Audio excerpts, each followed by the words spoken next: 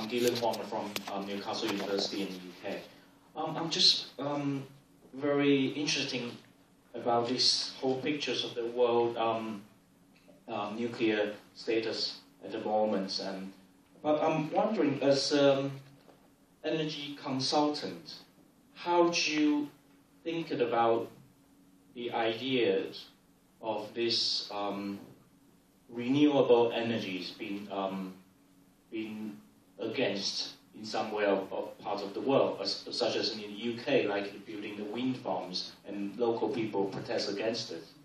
And also another issue is as an energy consultant, how do you think about this nuclear energy, or when you recommended the policies for energy policies, under what circumstances you would think nuclear is the right way, or nuclear is the way not to go?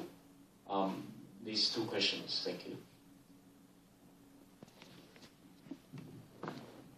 Well, first of all, I mean, I think the biggest problem in the UK is that there's no energy policy. Right? I mean, there's just no energy policy. So what comes up is projects. Right? So you get wind projects, you get solar projects, you get nuclear projects, you get coal projects and gas projects. To me, that doesn't make any sense. And what I think is the crucial point, by the way, for me, it does not make more sense to build a huge wind farm than to build a huge other centralized facility. I think we're at the edge. Actually, we're already in the middle of some sort of energy revolution, where the biggest development has nothing to do with the technology, with the generating technology. It has to do with size.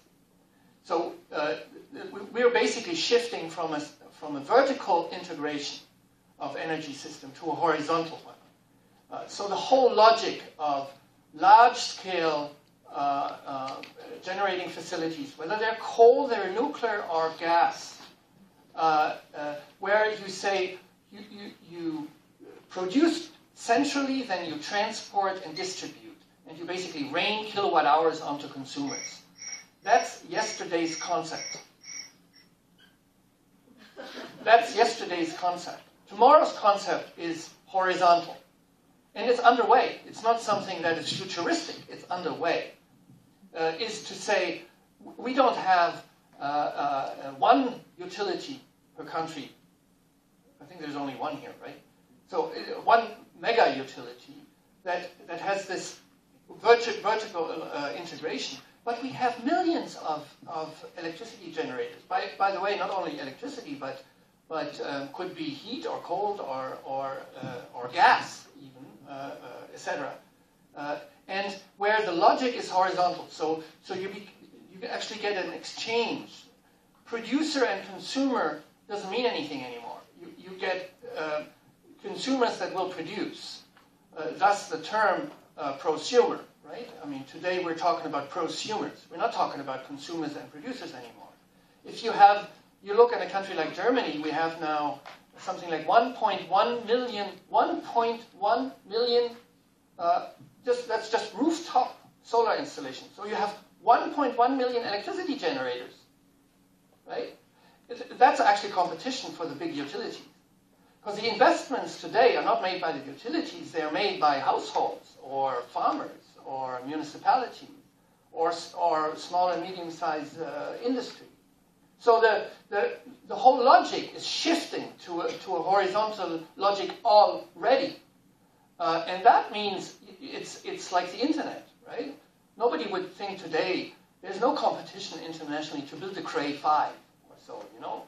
I mean, mega computers are out. The idea is to have millions of computers that provide in networks computing power. That's the same thing is in the course of happening with energy. Now, place a nuclear plant into that landscape. It doesn't work. You know, it's just something else. It's like a dinosaur in a flower garden. You know, it's old, it's big, and it's very slow, right? So what is needed today, in a kind of towards the future, is small scale. It's flexibility. Flexibility is much more significant than anything else. And it's both ways.